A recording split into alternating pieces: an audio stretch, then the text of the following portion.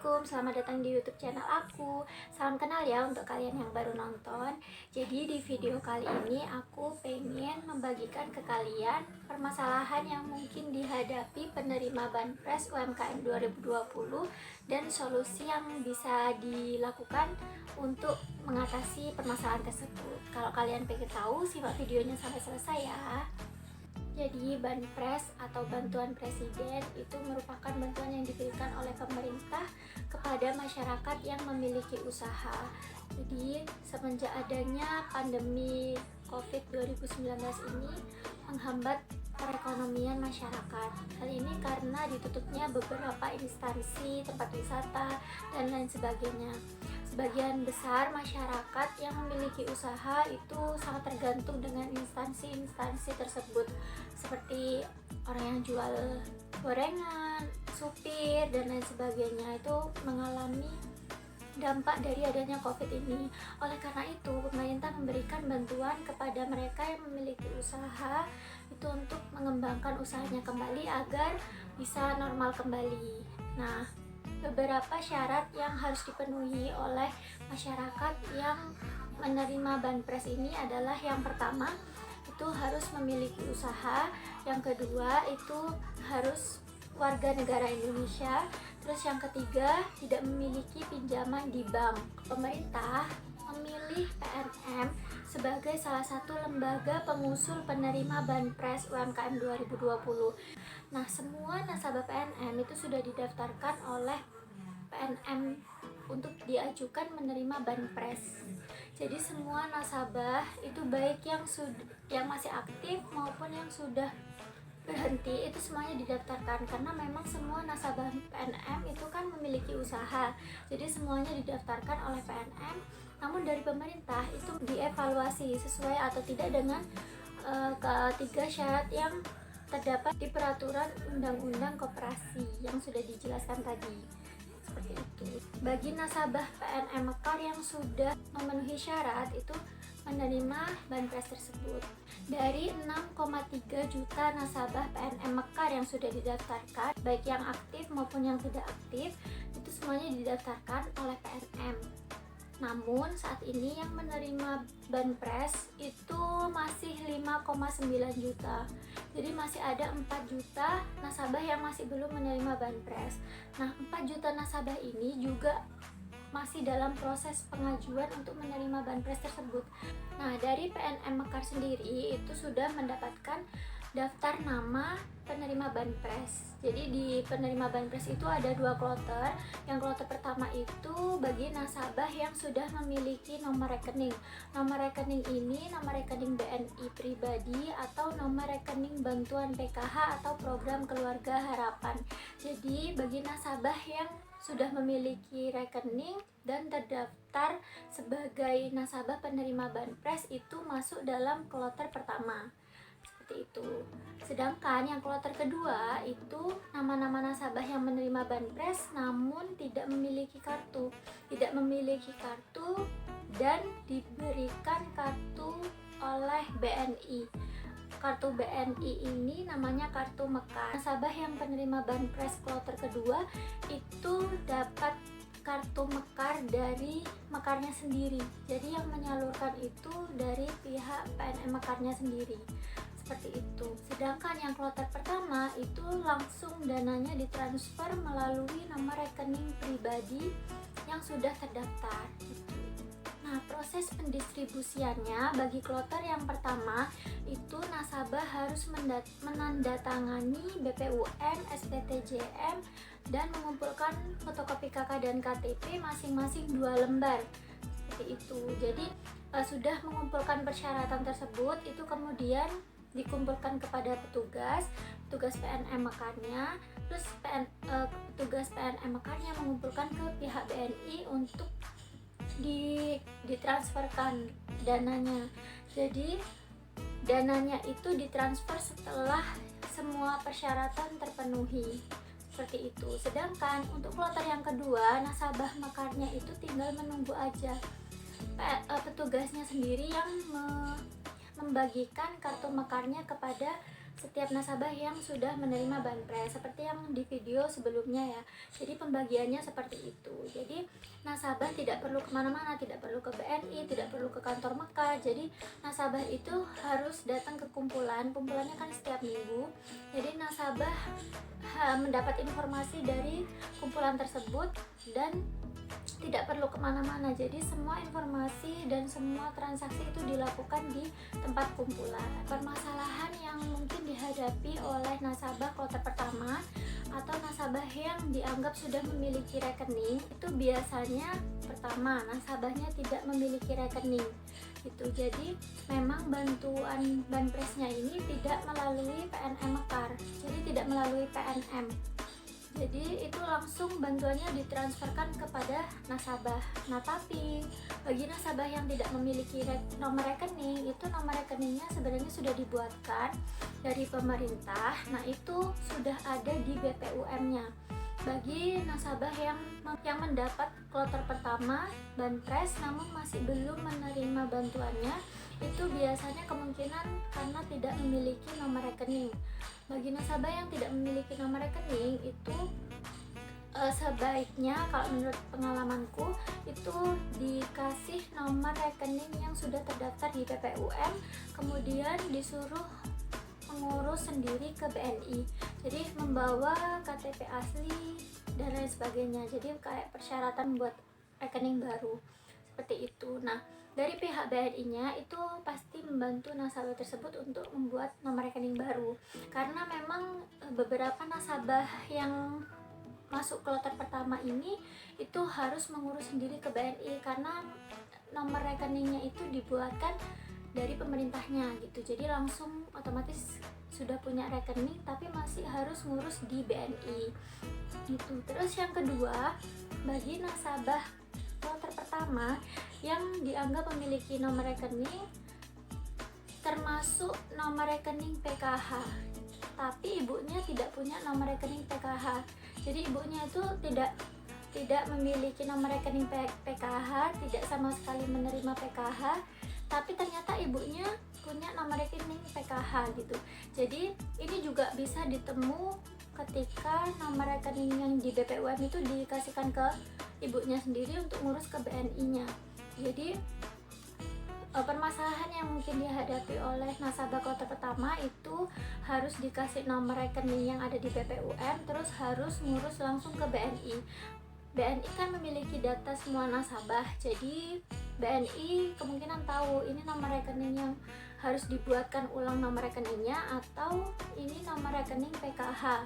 Nah kalau misalkan nasabah kloter pertama ini masuk ke nomor rekening PKH, itu nasabah tersebut harus ngurus ke ketua PKH di lingkungan sekitarnya. Jadi beberapa nasabahku itu ada yang ternyata memiliki nomor rekening PKH, tapi selama ini dia nggak mendapatkan bantuan PKH gitu. Jadi tahunya itu dari banpres ini. Jadi nasabahku itu harus ngurus ke ketua PKH-nya. Nah, alhamdulillah ketua PKH-nya itu mau membantu menguruskan banpres tersebut. Jadi pihak ketua PKH-nya ini bantu nguruskan ke BNI gitu. Jadi akhirnya nasabah PNM Mekar ini mendapat dua bantuan, mendapat bantuan banpres dan bantuan PKH gitu. Nah, terus ada lagi nasabah yang termasuk kloter pertama tapi ibunya menerima PKH tapi bantuannya itu nggak ditransfer di nomor rekening PKH yang dia punya gitu. Jadi istilahnya bantuannya itu tidak ditransfer di nomor ATM PKH-nya. Padahal biasanya kalau misalkan memiliki nomor rekening PKH itu kan langsung ditransfer otomatis. Nah tapi ini permasalahannya ibunya itu nggak langsung ditransfer secara otomatis gitu. Nah kalau sudah seperti ini itu kita juga kerjasama dengan pihak BNI. Jadi bagi nasabah yang masih belum ditransfer bantuannya itu di list semua data, tinggal bilang aja ke petugasnya kalau misalkan ibu tersebut punya ATM PKH namun dananya masih belum tertransfer gitu. Jadi biar petugasnya yang nguruskan, ibu-ibu nggak usah kemana-mana, nggak usah ke BNI, nggak usah ke kantor Mekar. Jadi tinggal datang aja ke kumpulan, bilang kendalanya apa ke petugasnya, biar nanti petugasnya yang langsung menghubungi ke BNI. Nah, sedangkan permasalahan untuk kloter yang kedua itu rata-rata sama ya. Jadi nasabah yang kloter kedua ini juga harus mengumpulkan persyaratan seperti mengisi BPUM, SPTJM, dan mengumpulkan fotokopi KK dan KTP. Jadi sama ya, persyaratannya itu sama, tapi yang kartu Mekar ini lebih ringkas. Jadi bagi nasabah yang sudah mengumpulkan persyaratan tersebut, persyaratannya oleh petugas langsung dikumpulkan ke BNI. Nah, yang melakukan aktivasi adalah BNI. Jadi nasabah penerima bantuan kloter kedua atau nasabah yang menerima kartu Mekar itu hanya menunggu saja. Jadi memang prosesnya agak lama karena pihak BNI-nya juga melakukan aktivasi ribuan nasabah. Jadi nggak dalam waktu singkat gitu, kan juga dilakukan oleh manusia secara manual gitu. Jadi nasabah yang menerima kartu Mekar itu dia diharapkan untuk bersabar ya, tapi kita sudah berusaha semaksimal mungkin untuk mempercepat prosesnya gitu. Jadi kita semaksimal mungkin mempercepat prosesnya dengan segera mengumpulkan semua persyaratan yang sudah dipenuhi oleh nasabah PNM Mekar gitu. Nah, beberapa nasabahku itu sudah mendapatkan banpres ini gitu, uangnya sudah keluar dari kartu Mekarnya gitu. Sebenarnya di kartu Mekarnya itu dananya sudah ditransfer, tapi karena belum diaktifasi, dananya masih belum bisa diambil. Bagi nasabah yang masih belum bisa diambil uangnya, itu diharapkan bersabar dulu karena memang datanya masih diaktifasi. Permasalahan yang mungkin dihadapi oleh nasabah yang penerima kartu Mekar ini kemungkinan ada kesalahan penulisan nama, terus beda NIK atau beda nomor KK atau KTP, terus beda data seperti tanggal lahir dan lain sebagainya gitu. Jadi kalau misalkan nasabah yang mengalami permasalahan tersebut itu juga harus bilang ke petugasnya gitu. Jadi memang dananya itu nggak mungkin ditransfer, nggak mungkin diaktifasi oleh pihak BNI karena memang datanya tidak sesuai gitu. Nah, dari petugas sendiri itu juga nggak mungkin memberikan bantuan itu karena memang tidak sesuai gitu. Dari pihak petugas sendiri, kalau misalkan memang datanya tidak sesuai dengan nasabah tersebut, itu pasti kartunya ditarik kembali atau tidak disalurkan seperti itu. Jadi bagi nasabah yang mengalami permasalahan tersebut itu diharapkan bersabar aja karena petugasnya juga bantu proses datanya. Jadi kalau misalkan perbedaannya terletak di nama, huruf, itu insya Allah masih bisa dibantu bilang ke BNI-nya. Maksudnya masih bisa dibantu mengurus, misalkan ada nasabahku itu yang beda nama. Kalau beda nama itu kan kemungkinan salah ketik ya. Kalau salah ketik itu kan memang kesalahan manusia gitu. Jadi bisa dibantu dengan buat surat beda nama dari kelurahan. Tapi itu kan memang namanya ibunya, terus tanggal lahir sama, NIK sama, bintinya sama, semuanya sama kecuali hurufnya itu. Nah, jadi itu kan sudah sesuai datanya ibunya tapi memang beda huruf aja gitu. Jadi bisa dibantu dengan ke kelurahan. Beda kalau misalkan ibunya beda nomor induk. Jadi kalau misalkan memang beda nomor induk itu yang diwanti-wanti gitu. Jadi memang harus ditarik kembali kartunya karena memang tidak sesuai datanya. Jadi kalau misalkan memang tidak sesuai dengan data yang di BPUM atau di SPTJM itu harus ditarik kembali ke BNI. Jadi biar BNI-nya yang menguruskan. Nah, jadi kesimpulannya bagi nasabah yang mendapat kloter pertama itu harus ngurus langsung ke BNI karena itu memang urusannya dengan pihak BNI karena kita nggak bisa bantu buatkan rekeningnya. Meskipun ibu-ibu disuruh minta dibarengin sama petugasnya itu gak bisa ya ibu-ibu. Jadi ibu-ibu harus ke BNI-nya sendiri, harus mengurus sendiri itu, jadi tanpa dampingan dari petugas. Jadi petugas cuma memberikan nomor rekening yang tercantum di BPUM. Ibu-ibu harus ke BNI dengan membawa nomor rekening yang tercantum di BPUM sendiri tanpa didampingi oleh petugas seperti itu. Nah, dari pihak BNI-nya itu pasti bantu ibu-ibu untuk membuatkan rekeningnya. Atau kalau misalkan memang ibu-ibu harus membuat kartu PKH, itu nanti minta tolong bantu ke ketua PKH-nya. Nah, sedangkan kalau nasabah kloter kedua itu rata-rata permasalahannya terletak di menunggu.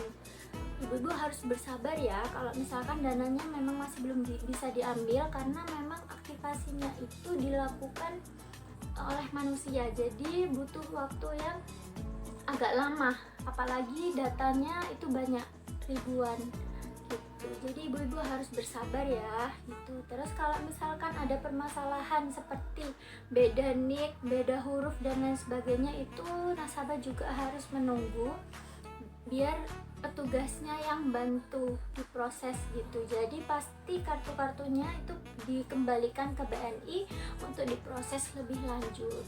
Untuk lebih lanjutnya ibu-ibu bisa tanyakan ke petugas. Jadi ibu-ibu nggak perlu kemana-mana, nggak perlu ke BNI, nggak perlu ke kantor Mekar. Jadi ibu-ibunya aktif nanya aja waktu kumpulan, harus datang ke kumpulan gitu, karena kan ibu-ibu dapat informasinya itu di kumpulan. Jadi tanyanya juga harus di kumpulan ya ibu-ibu.